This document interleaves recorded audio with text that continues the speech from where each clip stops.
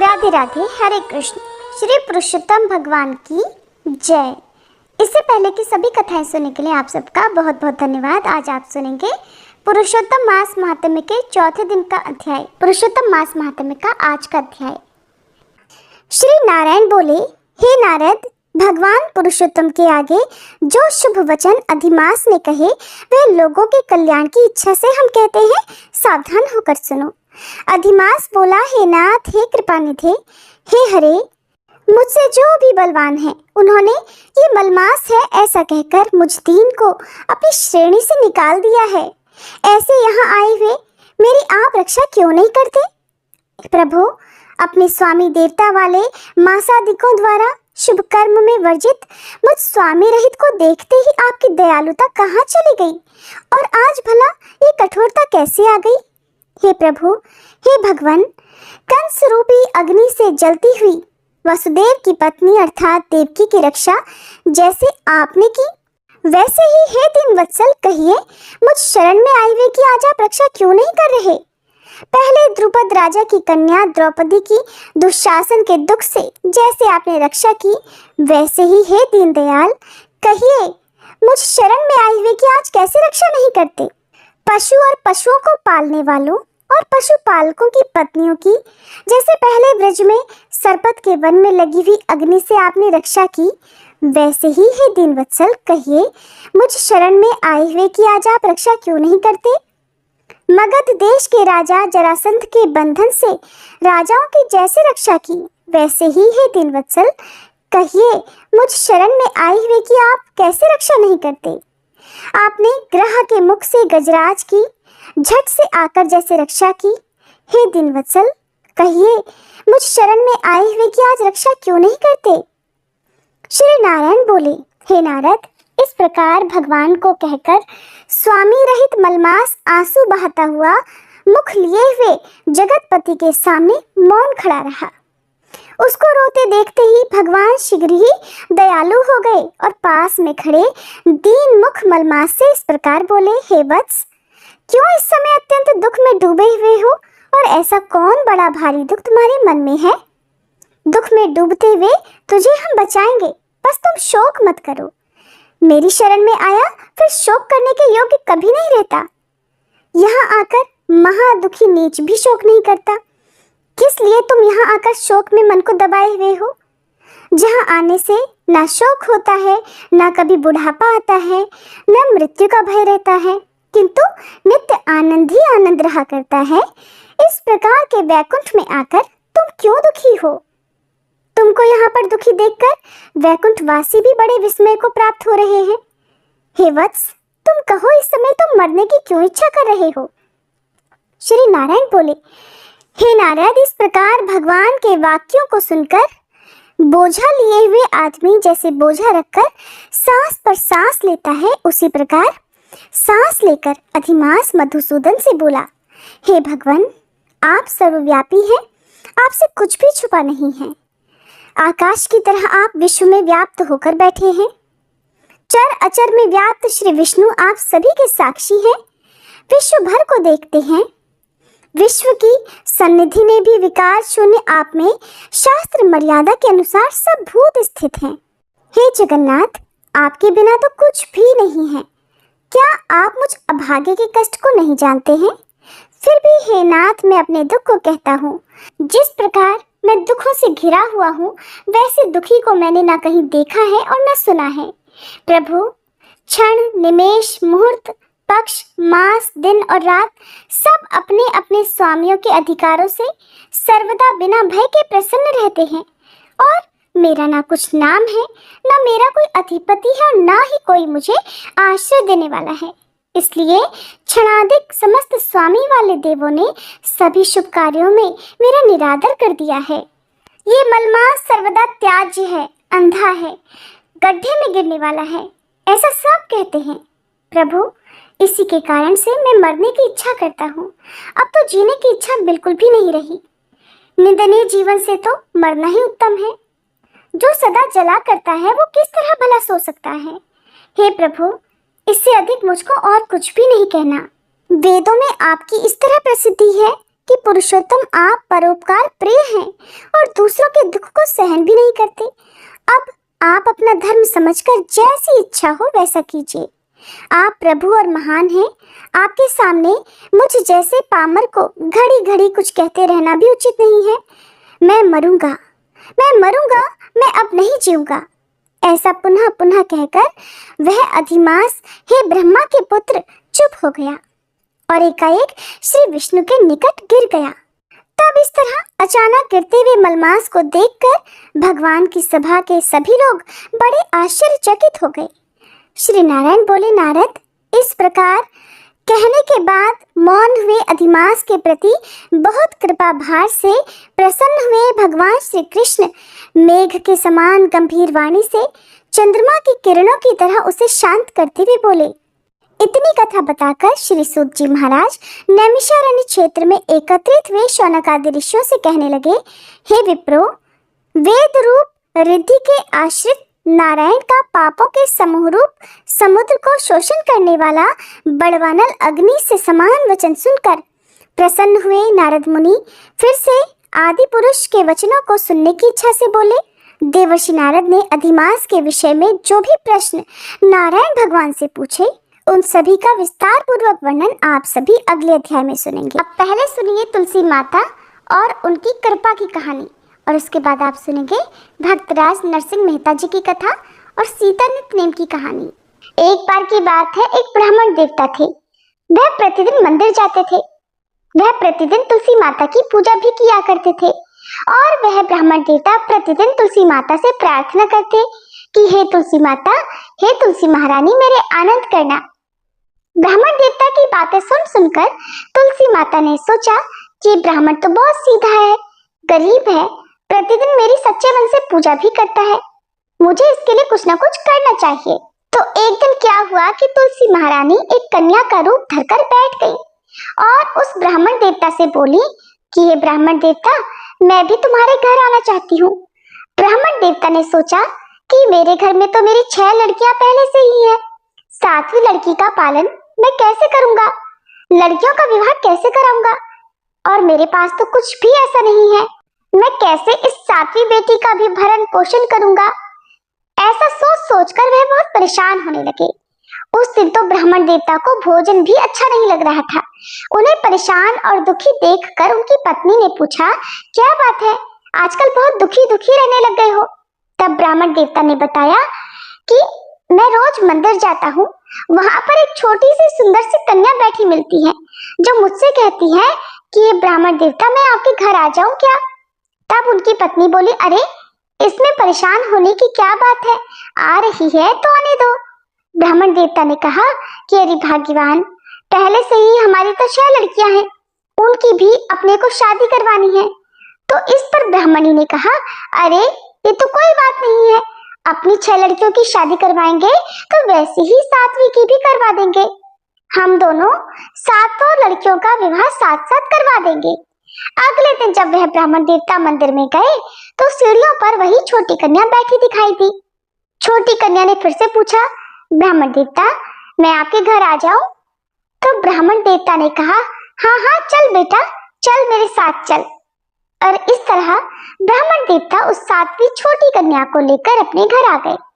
तुलसी माता के कन्या रूप में ब्राह्मण देवता के घर पर पधारने से ब्राह्मण देवता के घर में तो खूब आनंद हो गया। घर में तो धन की वर्षा सी होने लगी।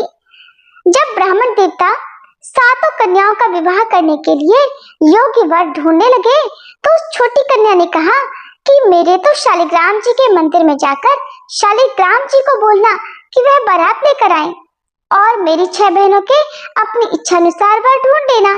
फिर तो तुलसी महारानी की कृपा से ब्राह्मण देवता के यहाँ सब जेवर भोजन आदि का प्रबंध हो गया और खूब धूमधाम से उनकी सभी बेटियों का विवाह हो गया। इस प्रकार हे तुलसी माता, हम सब भी आपसे ये प्रार्थना करते हैं कि जैसे आपने उन ब्राह्मण देवता पर कृपा की, जैसे आपने उन पर करुणा की, वैसे ही हम सब पर भी करना। जैसे आनंद ब्राह्मण देवता के घर में किया, वैसे ही हम सबके भी करना। सभी प्रेम से बोलिए तुलसी महारानी की जय। अब सुनिए भक्तराज नरसिंह मेहता जी की कथा। भक्त नरसिंह जी का जीवन अब एकांत भजन में बीतने लगा। साधु संतों के अखाड़े में जाना, सत्संग करना, भजन गाना, यही उनका नित्य का कार्य था। अगर कोई भगवत भक्त उनको अपने घर भजन करने का आमंत्रण दे जाता तो वो बड़े उल्लास के साथ रात भर उसके घर जाकर भजन करते रहते।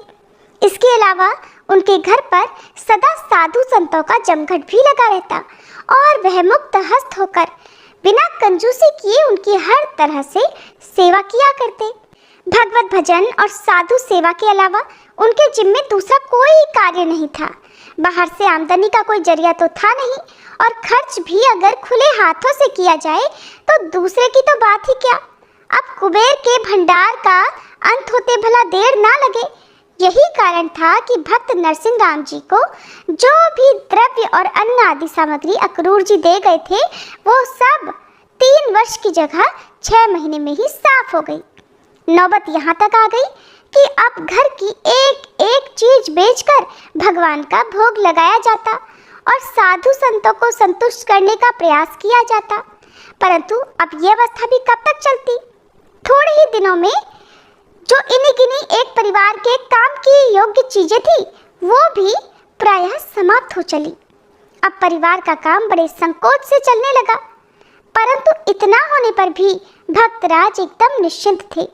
घर का एक एक बर्तन, एक एक सामान वे बेचकर भगवान के भोग और साधु संतों की सेवा में लगा चुके थे।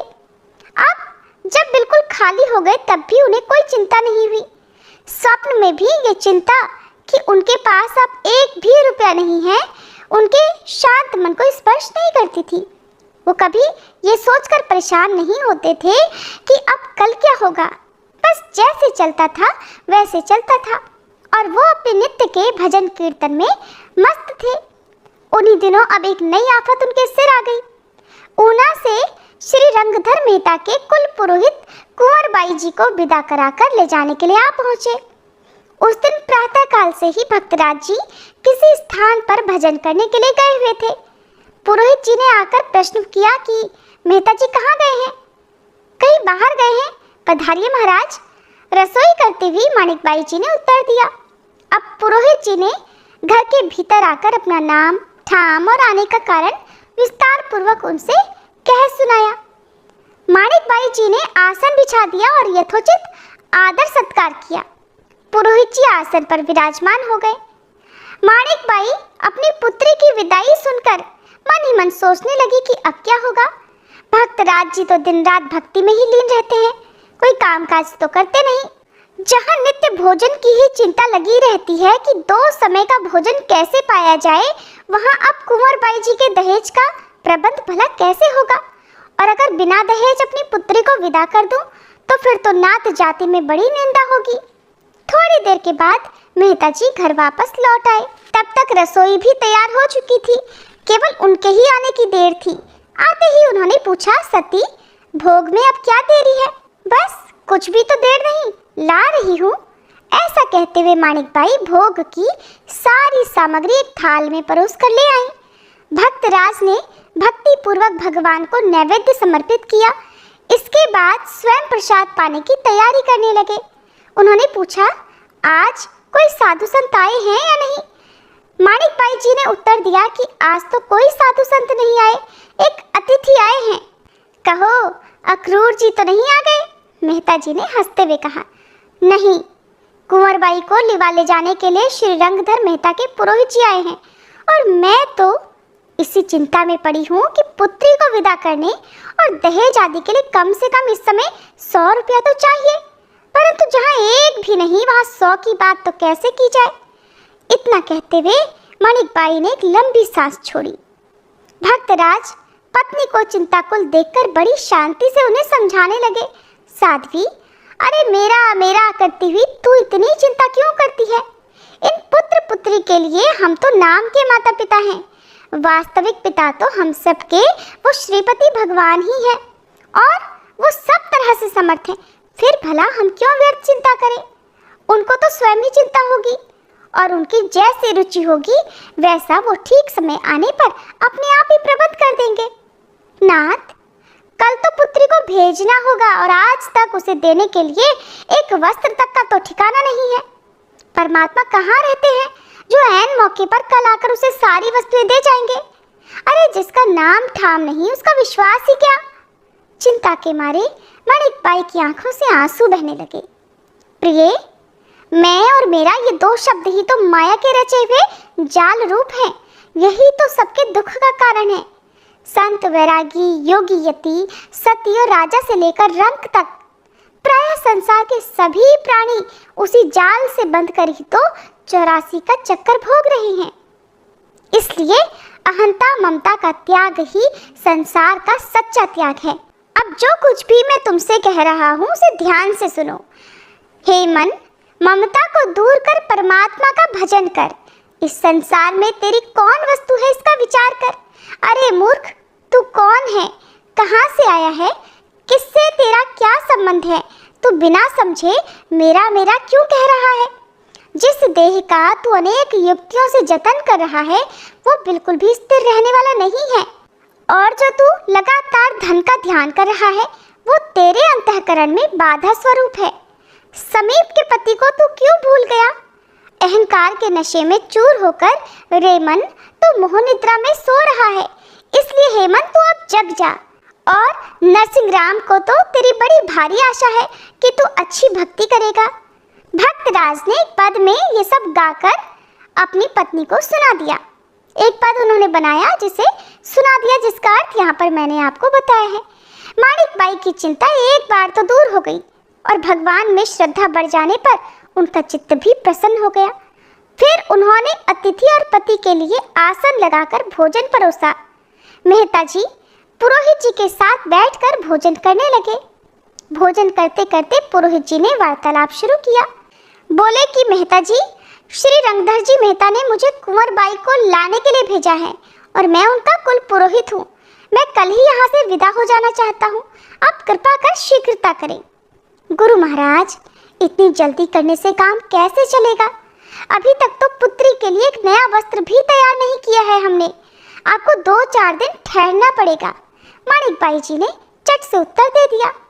आपको जो जो वस्तुएं तैयार करनी हो उन्हें आज ही कर लीजिए। कल तो कृपा करके मुझे विदा कर ही दीजिए। पुरोहित जी ने भी अपना आग्रह प्रकट कर दिया। लेकिन महाराज, हमें कोई वस्तु तैयार करने की चिंता नहीं। जो कुछ करना है उसे मेरे भगवान कर देंगे। परंतु जब तक मेरी कुल मर्यादा के अनुसार दहेज का प्रबंध परमात्मा की ओर से नहीं हो जाएगा तब तक तो आपको यहाँ पर ठहरना ही होगा। भक्तराज ने भी हंसते हंसते कहा। भक्तराज जी की ये बात उस समय पुरोहित जी की समझ में बिल्कुल नहीं आई। उन्होंने ये बात सुनकर बड़े आश्चर्य के साथ कहा, मेहता जी, आखिर आप कहना क्या चाहते हैं। मेरी तो कुछ भी समझ में नहीं आया। आपके परमात्मा कब तक आकर आपकी पुत्री के दहेज के लिए सामग्री यहाँ पहुँचा जाएंगे। ऐसी बातें न तो कहीं सुनी गई न देखी गई। मालूम नहीं क्यों आप इस तरह की अनहोनी बातें अपने मुंह से निकाल रहे हैं कि आपकी पुत्री का दहेज स्वयं भगवान आकर देंगे। तब नरसिंह जी समझाने लगे। बोले, पुरोहित महाराज, घबराइए नहीं। भगवान की माया तो अघटन घटना पटियसी कहलाती ही है। उसके लिए कुछ भी अनहोनी नहीं। आप श्रद्धा रखिए। द्वारकाधीश श्री कृष्ण बड़े भक्त वत्सल और दयालु हैं। जो कुछ करेंगे अच्छा ही करेंगे। नरसिंह जी ने बड़े विश्वास के साथ कहा। भक्तराज की ऐसी विचित्र बात भला उन साधारण से पुरोहित जी की समझ में कैसे आती। परंतु अब वो कर भी क्या सकते थे। आखिर नरसिंहराम उनके प्रिय यजमान श्री रंगधर मेहता जी के संबंधी थे। सहसा उनके विरुद्ध कड़ा व्यवहार कैसे करते। इसलिए उन्होंने उस समय चुप रहना ही उचित समझा। 2-3 दिन पुरोहित जी चुपचाप पड़े रहे। उन्होंने जाने का नाम नहीं लिया। परंतु उन्होंने इस बीच में भी देखा कि ये पति पत्नी कुछ कर भी नहीं रहे, कोई विशेष तैयारी नहीं कर रहे, अपनी पुत्री का दहेज तैयार नहीं कर रहे।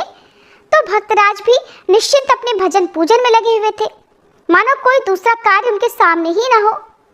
आखिरकार सभी लोगों को निश्चिंत देखकर और कोई तैयारी ना करते देखकर अंत में पुरोहित जी ने ही झुंझलाकर कहा, मेहता जी, आज 3-4 दिन तो मुझे आपके घर बैठे हुए हो गए, परंतु आप तो बिल्कुल निश्चिंत होकर भजन पूजन में लगे हुए हैं और मुझसे ये कहा है कि तुम इंतजार करो। मैं अब और अधिक दिन नहीं ठहर सकता। दहेज का प्रबंध हो या ना हो, कल मैं कुंवर बाई को लेकर अवश्य ही यहाँ से विदा हो जाऊंगा। पुरोहित जी को इस प्रकार अनमना सा देखकर मणिक बाई ने भी अपने पति को समझाते हुए कहा, पुरोहित जी ठीक ही तो कह रहे हैं, आप बाद में सुखपूर्वक भजन करते रहिएगा। पुत्री के लिए आज ही वस्त्र आदि दहेज की पूरी तैयारी करा दीजिए। अच्छा, जब तुम्हारी भी ऐसी ही इच्छा है तो आज ही मैं अपने नाथ का आह्वान करूंगा, देखें उनकी कैसी कृपा होती है। नरसिंह राम जी ने एकदम सहज भाव से कहा। संध्या समय भक्तराज कृष्ण मंदिर में पहुंच गए। साथ में अपनी पत्नी और पुत्र श्यामल दास जी को भी लेकर मंदिर में गए और भजन गाने लगे, राखो प्रभु लाज हमारी। कुछ देर बाद एक नव दंपत्ति मंदिर में आया और वह दंपत्ति बोला कि हम लोग अपने एक मित्र के निर्देश पर यहाँ आए हैं। उन्होंने आपकी पुत्री के विवाह के लिए हमें उपहार देकर भेजा है। आप कृपा करके ये सब सामग्री ग्रहण करें और अपनी पुत्री को विदा कर दीजिए। इतना कहने के बाद वह दंपत्ति सारा सामान मणिक बाई के पास रखकर जैसे आया था उसी प्रकार चला गया। ऐसे चला गया कि कृतज्ञता प्रकट करने का उन्होंने कोई अवसर तक नहीं दिया। नरसिंह जी भजन में लीन थे। जब उन्होंने ये सब होने पर खड़े होकर देखा तो वो दंपति कहीं दूर दूर तक दिखाई ही नहीं दिए। अब तो वे समझ गए कि ये मेरे प्रभु की कृपा हुई है। घर वापस आकर उन्होंने उसी दिन कन्या को विदा कर दिया। पग पग पर प्रभु की कृपा वर्षा होती देखकर नरसिंह जी का अनुराग उनके प्रति और बढ़ता गया।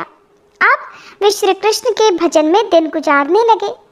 पुत्री के विवाह के पश्चात पुत्र के विवाह की चिंता भी मानिक बाई को सताने लगी। मानिक बाई ने सोचा कि अब लड़का भी विवाह योग्य होने को आया और हमारे घर में तो खाने का ठिकाना तक नहीं है। अब भला ऐसे गरीब दरिद्र के घर में अपनी पुत्री कौन देगा? और कुल परिवार के लोग भी प्रसन्न नहीं जो हमारी इस काम में हमारी सहायता कर सके। अरे वे तो कारण दिखाकर उल्टे बाधक हो सकते हैं। ऐसी स्थिति में हमारे पुत्र का विवाह होना तो बड़ा ही मुश्किल है। एक दिन उन्होंने अपनी यही चिंता अपने पति पर प्रकट की। पति ने कहा, प्रिय तुम क्यों व्यर्थ दुख करती हो? अरे चिंता छोड़ो, केवल श्री कृष्ण का ध्यान करो। सदा मन में केवल उन्हीं को रखो, किसी अन्य चिंता को नहीं। वो दयालु प्रभु अपने आप हमारे सारे कार्य यथा समय करते रहेंगे। वो स्वयं हमसे अधिक हमारे लिए चिंतित होंगे। और उन्हीं दिनों गुजरात के वड़नगर नामक शहर के रहने वाले मदन मेहता जी की पुत्री के लिए एक सुयोग्य वर की खोज चल रही थी। मदन मेहता एक प्रतिष्ठित नागर गृहस्थ थे और वो खुद राज्य के दीवान के पद पर थे और 8-10 लाख की संपत्ति भी उनके पास थी। उनकी रूपशील से युक्त पुत्री जूठी बाई, कहीं कहीं पर उनका नाम सुरसेना भी लिखा हुआ मिलता है, तो उनका विवाह भी होना था। वो भी विवाह के लायक हो गई थी। उन्होंने कई जगह सुयोग्य वर की खोज की, लेकिन कहीं पर भी उनका मन नहीं जमा। अंत में कुल परिवार के लोगों को एकत्र करके उन्होंने पूछा कि पुत्री का विवाह कहाँ करना चाहिए। तब सभी लोगों ने राय दी कि आसपास तो आपके योग्य कोई भी गृहस्थ नहीं है। हाँ, जूनागढ़ में हमारी जाति के 700 घर बसते हैं। हो सकता है कि आपकी पुत्री के योग्य कोई वर वहां मिल जाए। सगे संबंधियों की सलाह के अनुसार मदन मेहता ने अपने कुल पुरोहित को एक सुंदर, सुशील, कुलीन और गुणवान वर की खोज करने के लिए कुछ द्रव्य आदि और वाहन आदि देकर जूनागढ़ भेज दिया। मदन मेहता के एक सहपाठी मित्र सारंगधर जूनागढ़ में रहते थे, इसलिए उन्होंने उनके नाम एक पत्र भी पुरोहित जी को दे दिया। पुरोहित जी को सभी लोग दीक्षित नाम से पुकारा करते थे। जूनागढ़ के जिस मोहल्ले में नागर लोगों की घनी बस्ती थी, उसके बीच में एक चबूतरा बना हुआ था, जिस पर रोज शाम को बहुत से लोग बैठकर गपशप किया करते थे। उस दिन भी कुछ लोग बैठकर बातें कर रहे थे कि वहां दीक्षित जी का रथ आकर खड़ा हो गया और सभी लोगों का ध्यान उस ओर गया। तब दीक्षित जी ने पूछा, महोदय क्या आप बता सकते हैं कि सारंगधर जी मेहता का घर कहाँ पर है? सारंगधर मेहता नागर जाति का एक प्रतिष्ठित गृहस्थ था। उस समय वो भी वहाँ पर था। तो उसने उत्तर दिया, कहिए महोदय आप कहाँ से आ रहे हैं, क्या काम है? मुझे ही लोग सारंगधर कहते हैं। मदन मेहता को ये पता था कि जूनागढ़ में नागर ब्राह्मणों के नेता सारंगधर हैं और वे ही इस कार्य में मदद कर सकते हैं। उन्हें अपने यहाँ के योग्य लड़कों की जानकारी तो होगी ही, इसीलिए उन्होंने सारंगधर के नाम पत्र लिखते हुए लिखा था कि इस दिशा में मेरे कुल पुरोहित की मदद कर दीजिए। जूनागढ़ आकर कुल पुरोहित कई ब्राह्मण नागरों के घर गए। उनमें से उन्हें एक भी लड़का पसंद नहीं आया। कोई गूंगा, कोई बहरा, कोई तोतली जबान का और कुछ तो बज्र मूर्ख मिले। कुल पुरोहित के नखरे देखकर अब सारंगधर नाराज हो गए। उसकी अयोग्यता प्रमाणित करने के लिए वे कुल पुरोहित को नरसिंह मेहता के घर ले आए। यहाँ का रहन सहन और श्यामल दास का रूप रंग देखकर कुल पुरोहित मुग्ध हो गया। बातचीत पक्की करके अब वे भावनगर लौट आए। यहाँ आकर उन्होंने मदन मेहता से कहा कि लड़का सर्वगुण संपन्न है, केवल गरीब है। मदन मेहता ने सोचा, गरीब है तो क्या हुआ, सर्वगुण संपन्न तो है। इस घटना के कुछ दिनों के बाद बदले की भावना से सारंगधर ने मदन मेहता को पत्र लिखा कि आपके कुल पुरोहित कितने योग्य हैं, इसकी जानकारी आपको हो जाएगी। उसने नरसी के पुत्र को आपकी लड़की के लिए चुना है। अरे नरसी तो भिखमंगा है, जातिच्युत वैरागियों के साथ रहता है, आपके सम्मान के लायक बिल्कुल नहीं। अच्छा होगा कि आप कहीं और अपने दामाद की तलाश करें। इस पत्र को पाकर मदन मेहता कुछ परेशान से हो गए। कुल पुरोहित के घटियापन से ये नाराज हो गए। बात पक्की हो गई थी, सहसा रिश्ता तोड़ना अशोभनीय होगा। इस तरह की अनेक बातें सोचने के बाद मदन मेहता ने अब नरसिंह जी को ही इस आशय से पत्र लिखा कि मान्यवर, आपके सुपुत्र चिरायु श्यामल दास के साथ मेरी पुत्री का विवाह अगले माह शुक्ल पंचमी को होना स्थिर हुआ है। कृपया मेरे सम्मान योग्य बारात लेकर आएं। अगर आप ऐसा करने में समर्थ न हो तो मैं अपनी लड़की का विवाह कहीं और करने के लिए बाध्य होऊंगा। नमस्कार, आपका मदन मेहता। इस पत्र को पाकर नरसिंह मेहता चिंतित हो उठे। अपने प्रभु का स्मरण करते हुए उन्होंने उस पत्र का उत्तर देते हुए कहा कि श्री कृष्ण की कृपा से ऐसा ही होगा। अब इधर जूनागढ़ के नागरों में ये बात बड़ी तेजी से फैल गई कि बड़नगर के मदन मेहता की पुत्री के साथ नरसिंह राम जी के पुत्र का संबंध हो गया है। इस बात को सुनकर नरसिंह राम जी से द्वेष रखने वाले कितने ही नागर ब्राह्मणों को तो मानो जूड़ी आ गई। कहते हैं कि दुष्ट लोग अपनी नाक कटाकर भी दूसरे का सगुन बिगाड़ने का प्रयास करते हैं। जूनागढ़ के भी कुछ ब्राह्मणों ने इसी नीति के अनुसार नरसिंह जी के पुत्र के विवाह में विघ्न उपस्थित करने की ठानी। उन्होंने सारंगधर को अपना अगुआ बनाया और एक पत्र मदन मेहता के नाम लिखकर एक ब्राह्मण के हाथों वड़नगर भेज दिया। दीक्षित जी के वड़नगर लौटने के बाद से मदन मेहता ने विवाह की तैयारियां शुरू कर दी थी। मकान की खूब सजावट हो रही थी।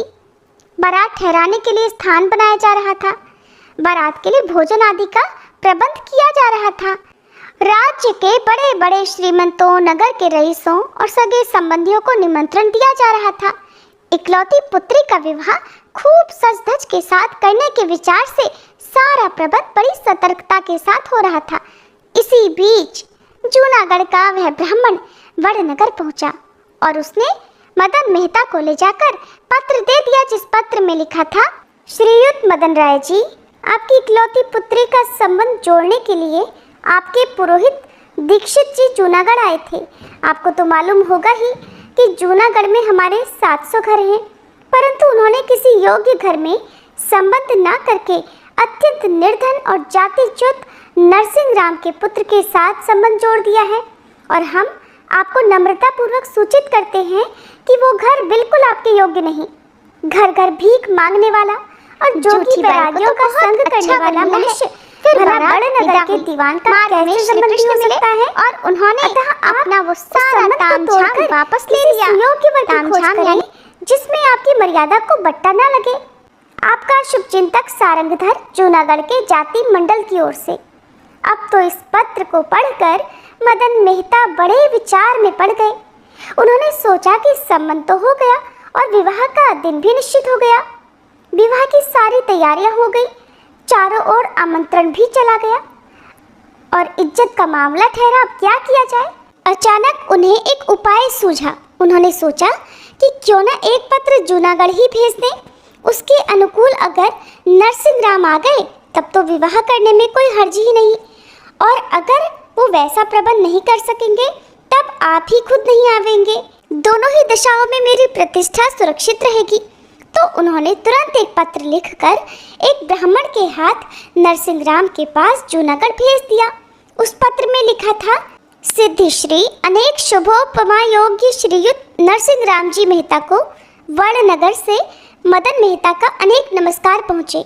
आगे निवेदन है कि आपके सुपुत्र श्री श्यामल दास के साथ मेरी पुत्री जूठी बाई का शुभ विवाह शुभ मिति माघ शुक्ला पंचमी को होना निश्चित हुआ है। अतः आप उक्त तिथि पर हाथी, घोड़े, रथ और पैदल एक चतुरंगणी वृहत बारात के साथ पधारिएगा और मेरी मर्यादा के अनुसार वस्त्र आभूषण भी लाइएगा। अगर बारात और वस्त्र आभूषण मेरी मर्यादा के अनुकूल नहीं आए तो मुझे बाध्य होकर अपनी पुत्री का विवाह कहीं और करना पड़ेगा। आपका शुभचिंतक मदन राय मेहता। वड़नगर से ब्राह्मण ने आकर उस पत्र को नरसिंह जी के हाथों में दे दिया। अब तो पत्र पढ़कर वह श्री कृष्ण मंदिर में गए और करताल लेकर भगवत कीर्तन करने लगे। उनके पास तो देने के लिए दमड़ी तक नहीं थी और कहाँ मदन राय जी ने इतना लंबा चौड़ा पत्र लिख भेजा था जिसमें उन्होंने तरह तरह से वस्त्र आभूषण लाने की बात कही थी, सुसज्जित बारात लाने की बात कही थी। अब नरसिंह जी के पास तो कुछ था नहीं जो इस प्रकार से वे बारात लेकर जाते। इतना सब कुछ होने के बाद भी उनके हृदय में चिंता का कोई भाव ही नहीं था। वे निश्चिंत होकर उसी भाव से जैसा कि वे नित्य प्रति करते थे भगवान के मंदिर में पहुँचे, करताल लेकर भगवत कीर्तन करने लगे। सच्चे मन से की गई पुकार को भगवान अवश्य सुनते हैं। तो अपने भक्त की पुकार सुनकर भगवान तुरंत प्रकट हो गए। उन्होंने अमृतमयी वाणी से कहा, वत्स तुझे मेरा आह्वान क्यों करना पड़ा? भक्त राज गदगद होकर प्रभु के चरणों में लौट गए। फिर उठकर उन्होंने प्रभु के हाथों में वो पत्र दे दिया, जिसे पढ़कर भगवान ने कहा, वत्स तुम किसी तरह की चिंता मत करो। मैं जानता हूँ ये सब जूनागढ़ के ब्राह्मणों की करतूत है। मैं स्वयं अपने कुल परिवार सहित नागरों का वेश धारण कर सारी सामग्री के साथ बारात में उपस्थित होऊंगा और तुम्हारा कार्य संपन्न कराऊंगा। इतना कहकर भगवान तुरंत अंतर्ध्यान हो गए। धन्य है ऐसी भक्तवत्सलता। नरसिंह जी ने वड़नगर के ब्राह्मण का उचित सत्कार करके उसकी विदाई कर दी और खुद निश्चिंत होकर भजन पूजन करने लगे। माघ शुक्ला प्रतिपदा के दिन वह सिर पर चंदन लगाकर हाथ में करताल लेकर 10-5 साधुओं के साथ पुत्र का विवाह करने के लिए जूनागढ़ से चल पड़े। इस विचित्र बारात को देखकर माणिकबाई ने पति से कहा, स्वामिन यही सामग्री लेकर आप एक दीवान के घर जाएंगे? कहीं अपमानित होकर बड़ेनगर से पुत्र का विवाह करने के बदले ज्यों का त्यों खाली हाथ वापस ना आना पड़े। मेहता जी ने बड़े सरल ढंग से उत्तर दिया, प्रिय तुम बहुत जल्दी अधीर हो जाती हो। अरे जब मैंने मान लिया है कि ये पुत्र मेरा है ही नहीं, तब भला मेरा अपमान कैसा? और इसकी चिंता मैं क्यों करूं? जिसका ये पुत्र है वो खुद ही सारा प्रबंध करेंगे और अपमान से बचने की चिंता भी वही करेंगे। तुम निश्चिंत रहो। उधर जूनागढ़ के नागर ब्राह्मणों ने जब इस अनोखी बारात को देखा तो उनके आनंद का ठिकाना नहीं रहा, क्योंकि मदन राय जी द्वारा लिखे गए पत्र के अनुसार उस बारात में न तो चतुरंगणी वृहत बारात थी, न कोई सुसज्जित था, न हाथी घोड़े थे, न गाजे बाजे थे, बल्कि नरसिंह जी बड़े साधारण वेश में सिर पर चंदन लगाकर और भजन कीर्तन करते हुए चल रहे थे और साथ में उनके बारात के नाम पर 10-5 साधु ही थे। तो अब उन द्रोही ब्राह्मणों ने जो नरसिंह जी का अहित चाहते थे इस अनोखी बारात को देखा तो वे बड़े प्रसन्न हुए। उन्होंने सोचा कि अब तो अपना काम बन ही जाएगा। यही तो वे चाहते थे कि विवाह संबंध ना जुड़े। नरसिंह और उसके साथी उस दीक्षित की भी अब तो सारी हेकड़ी सहज ही दूर हो जाएगी।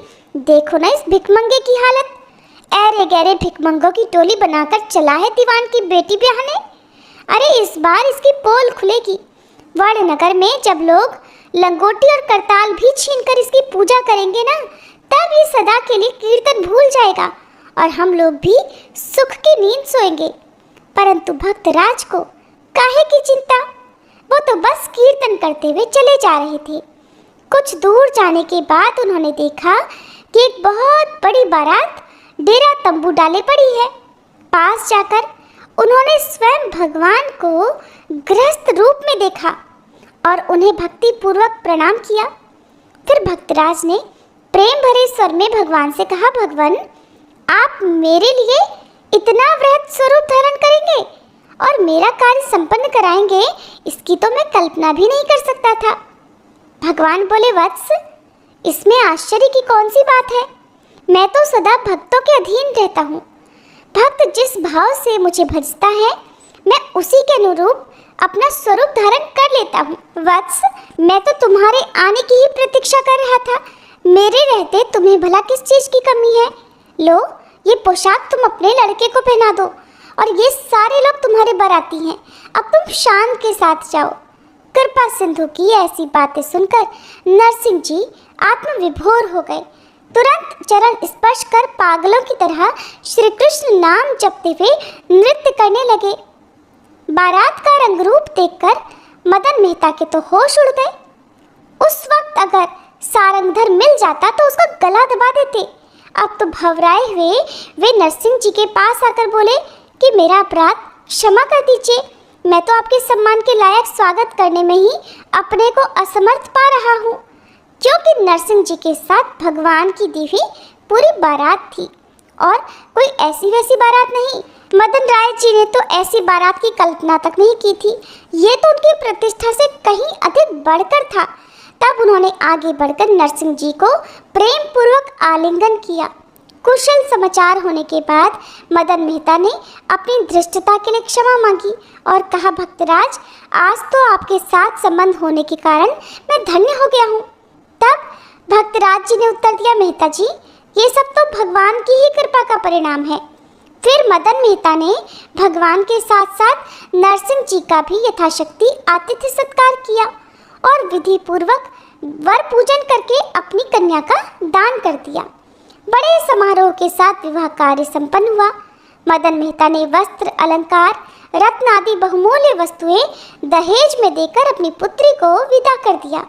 इस प्रकार प्रणत पाल भगवान भक्त पुत्र श्यामल दास का विवाह कार्य संपन्न करके परिवार सहित भगवान अंतर्निहित हो गए। लेकिन ये बात सच है कि जो मनुष्य आज धनवान है कल वही कंगाल हो जाता है। जो आज हष्ट पुष्ट निरोग है वही कल कई रोगों का शिकार हो सकता है, अचानक इस जीवन को खो बैठ सकता है। इसलिए हमारे प्राचीन गुरुजनों और महात्माओं ने इस संसार की नश्वरता को दिखाने के लिए ही इसे अभृत छाया की उपमा दी है। ये संसार एक क्षण के लिए भी एक स्थिति में नहीं रहता, सदा बदलता रहता है। जब संसार की ही ये दशा है तब संसार में उद्धत अन्य वस्तुओं और जीवों की अवस्था का तो पूछना ही क्या। भक्त नरसिंह जी पर भी संसार का ये चक्र घूमा। एक दिन जिस श्यामल दास का विवाह इतने धूमधाम से किया गया, वही श्यामल दास विवाह के कुछ ही समय बाद अकस्मात इस लोक से सदा के लिए विदा हो गया। परंतु संसार में रहने पर भी, संसार सागर की उत्ताल तरंगों द्वारा आंदोलित होने पर भी भगवान के सच्चे भक्त उसके दाग से वंचित रहते हैं।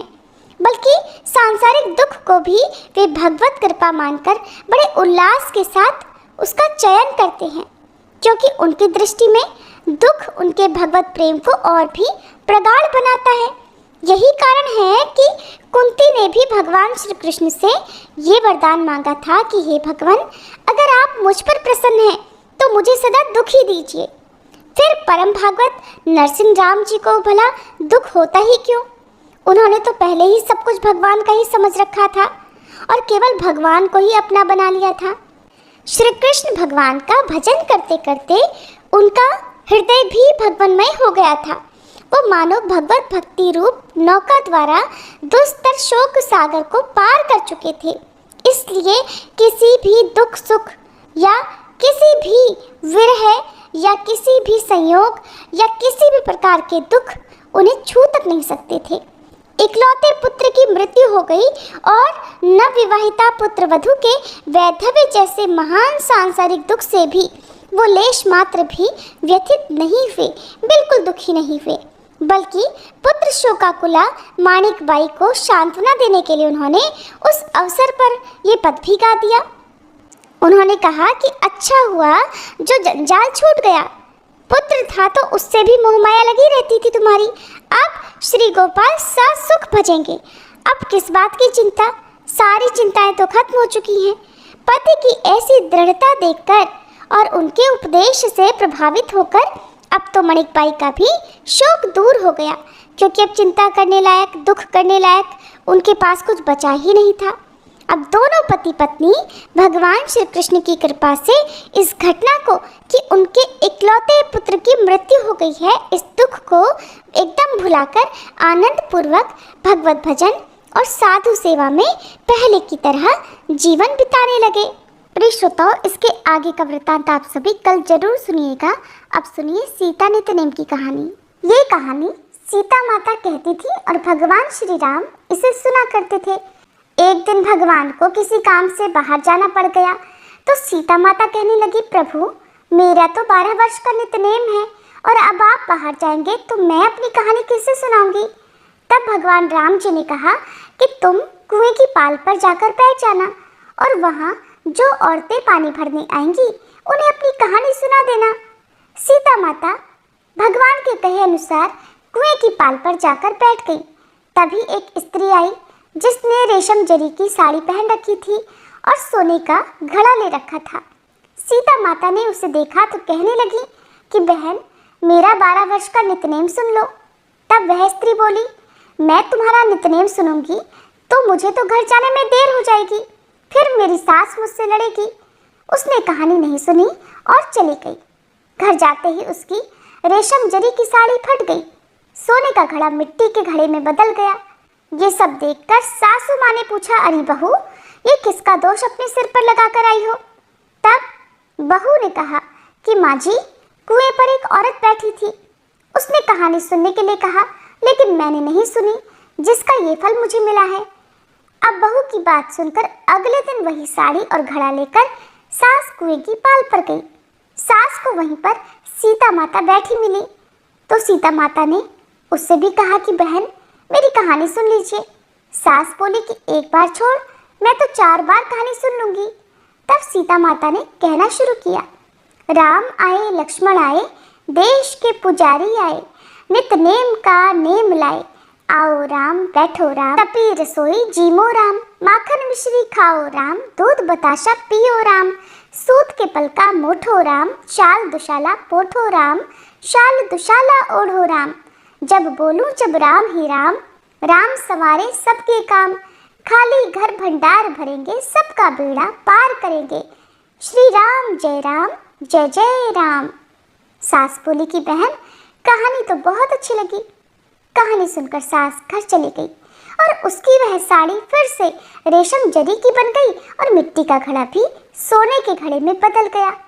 ये सब देखकर बहू बोली, माँ जी आपने ये सब कैसे किया। सास ने कहा, बहू तू तो दोष लगा के आई थी और मैं अब दोष उतार कर आ रही हूँ। बहू ने हैरान होकर फिर पूछा कि तो माँ जी वो कुएं वाली स्त्री कौन है।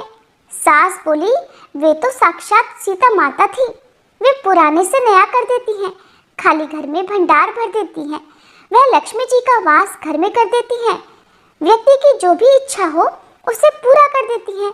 तब बहू बोली, माँ जी फिर तो ऐसी कहानी मुझे भी सुना दीजिए। सास बोली कि ठीक है तुम भी सुनो।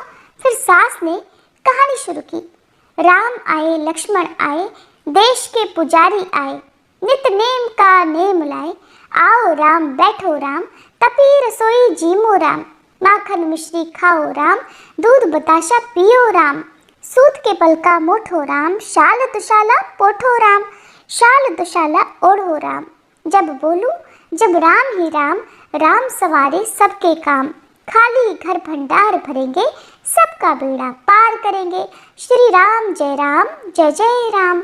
कहानी सुनकर बहू बोली, माँ जी कहानी तो बहुत अच्छी है। सास ने कहा, ठीक है अब तो हम इस कहानी को रोज कहा करेंगे।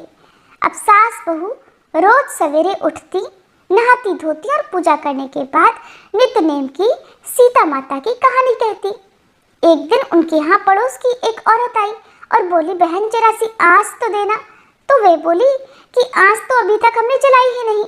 पड़ोसन ने पूछा, तो फिर तुम सुबह 4 बजे से उठकर कर क्या रही हो? उन्होंने बताया कि सुबह उठकर हम तो पहले पूजा करते हैं, फिर सीता माता की नित्यनेम की कहानी कहते हैं। पड़ोसन ने उनकी बात सुनकर फिर पूछा, सीता माता की कहानी कहने से तुम्हें क्या मिला? तब वे बोली कि इनकी कहानी कहने से घर में भंडार भर जाते हैं, सारे काम सिद्ध हो जाते हैं, मन की इच्छा भी पूरी होती है। पड़ोसन बोली कि बहन फिर तो ऐसी कहानी मुझे भी सुना दो। वह बोली, ठीक है, तो फिर तुम भी ये कहानी सुन लो। राम आए लक्ष्मण आए, देश के पुजारी आए, नित नेम का नेम लाए। आओ राम बैठो राम, तपी रसोई जीमो राम, माखन मिश्री खाओ राम, दूध बताशा पियो राम, सूत के पलका मोठो राम, शाल दुशाला पोठो राम, शाल दुशाला ओढ़ो राम। जब बोलूं जब राम ही राम, राम सवारे सबके काम, खाली घर भंडार भरेंगे, सबका बेड़ा पार करेंगे। श्री राम जय जय राम। सारी कहानी सुनने के बाद पड़ोसन कहने लगी, बहन कहानी तो मुझे बहुत अच्छी लगी। अब वह पड़ोसन भी नित्यनेम सीता माता की कहानी कहने लगी। कहानी कहने से सीता माता ने पड़ोसन के भी भंडार भर दिए। अब तो पूरे मोहल्ले में नित्यनेम की कथा चल पड़ी और हर किसी की मनोकामना सीता माता की कृपा से पूरी होने लगी। हे सीता माता, हे जानकी माता, जैसे आपने उनके भंडार भरे वैसे ही हम सबके भी भरना। कहानी कहने वाले के, सुनने वाले के और हुंकार भरने वाले के भी। सभी प्रेम से बोलिए सीता माता की जय। बंशी शोभित कर मधुर, नील जलद तन श्याम, अरुण अधर जनु बिंबा फल, नयन कमल अभिराम, पूर्ण इंद्र अरविंद मुख, पीतांबर शुभ साज, जय मन मोहन मदन छवि, कृष्ण चंद्र महाराज। जय यदुनंदन जय जगवंदन, जय वसुदेव देवकी नंदन, जय यशोदासुत नंद दुलारे, जय प्रभु भक्तन के धृग तारे, जय नट नागर नाग नथैया, कृष्ण कन्हैया धेनु चरैया, पुनि नख पर प्रभु गिरिवर धारो, आओ दीनन कष्ट निवारो, वंशी मधुर अधर धर तेरी, होवे पूर्ण मनोरथ मेरो, आओ हरि पुनि माखन चाखो, आज लाज भारत की राखो, गोल कपोल चिबुक अरुणारे, मृदु मुस्कान मोहिनी डारे, रंजित राजीव नयन विशाला, मोर मुकुट वैजंती माला, कुंडल श्रवण पीत पट आछे, कटी किंकणी काछन काछे, नील जलज सुंदर तन सोहे, छवि लखि सुर नर मुनि मन मोहे, मस्तक तिलक अलक घुंघराले, आओ कृष्ण बांसुरी वाले, करी पये पान पूत नहीं तार्यो, अका बका कागा सुर मार्यो, मधुवन जलत अग्नि जब ज्वाला, भय शीतल लखित ही नंद लाला, सुरपति जब ब्रिज चढ़ियो रिसाई, मसूर धार वारी वर्षाई, लगत लगत ब्रज चहन बहायो, गोवर्धन नख धारी बचायो, लखिय सुधा मन भ्रम अधिकाई, मुख मह 14 भुवन दिखाई, दुष्ट कंस अति उधम मचायो, कोटि कमल जब फूल मंगायो, नाथी काली यही तब तुम लीन्हे, चरण चिन्ह दे निर्भय कीन्हे, करी गोपिन संग रास विलासा, सबकी पूरण करी अभिलाषा, केतिक महा असुर संग हार्यो, कंस ही केस पकड़ दे मार्यो, मात पिता की बंदी छुड़ाई, उग्रसेन कह राज दिलाई। मही से मृतक छहु सुत लायो, मातु देव की शोक मिटायो। भौमासुर मुर दैत्य संहारो, लाए षटदश सहस कुमारो। दे भी नहीं तृण चीर संहारा, जरासिंधु राक्षस कह मारा। असुर बकासुर आदिक मार्यो, भक्तन के तब कष्ट निवार्यो। दीन सुदामा के दुख टार्यो, तंदुल 3 मूठ मुख डार्यो। प्रेम के साग विदुर घर मांगे, दुर्योधन के मेवा त्यागे। लखी प्रेम की महिमा भारी, ऐसे श्याम दीन हितकारी। भारत के पारथ रथ हाके, लिए चक्र कर नहीं बल ताके। निज गीता के ज्ञान सुनाए, भक्तन हृदय सुधा वर्षाए। मीरा थी ऐसी मत वाली, विष पी गई बजा कर ताली। राणा भेजा सांप पिटारी, शालिग्राम बने बनवारी। निज माया तुम विधि ही दिखायो, उरते संशय सकल मिटायो। तब शत निंदा करि तत्काला, जीवन मुक्त भयो शिशुपाला। जब ही द्रौपदी टेर लगाई, दीनानाथ लाज अब जाई। तुरत ही वसन बने नंदलाला, बढ़े चीर भय अरि मुँह काला। असनाथ के नाथ कन्हैया, डूबत भंवर बचावत नैया। सुंदर दास आस उरधारी, दया दृष्टि की जय बनवारी। नाथ सकल मम कुमति निवारो, क्षमहु बेगी अपराध हमारो। खोलो पट अब दर्शन दीजे, बोलो कृष्ण कन्हैया की जय। बोलो कृष्ण कन्हैया की जय, बोलो कृष्ण कन्हैया की जय। ये चालीसा कृष्ण का पाठ करे उरधारी, अष्ट सिद्धि नवनिधि फल लहे पदार्थ चारी। बोलो श्री कृष्ण भगवान की जय। तुलसी महारानी नमो नमो, हरि की पटरानी नमो नमो। धन तुलसी पूरण तप कीनो, धन तुलसी पूरण तप कीनो। शालिग्राम बनी पटरानी नमो नमो, तुलसी महारानी नमो नमो। जाके पत्र मजरी कोमल, जाके पत्र मजरी कोमल। श्रीपति कमल चरण लपटानी नमो नमो, तुलसी महारानी नमो नमो। धूप दीप नैवेद्य आरती, धूप दीप नैवेद्य आरती। पुष्पन की वर्षा वर्षानी नमो नमो, तुलसी महारानी नमो नमो। 56 भोग 3600 व्यंजन, 56 भोग 3600 व्यंजन। बिन तुलसी हरि एक न मानी नमो नमो, बिन तुलसी हरि एक न मानी नमो नमो। तुलसी महारानी नमो नमो। सभी सखी मैया तेरो यश गावे, सभी सखी मैया तेरो यश गावे। भक्ति दान दीजे महारानी नमो नमो, तुलसी महारानी नमो नमो। हरि की पटरानी नमो नमो, तुलसी महारानी नमो नमो। तुलसी मैया की जय।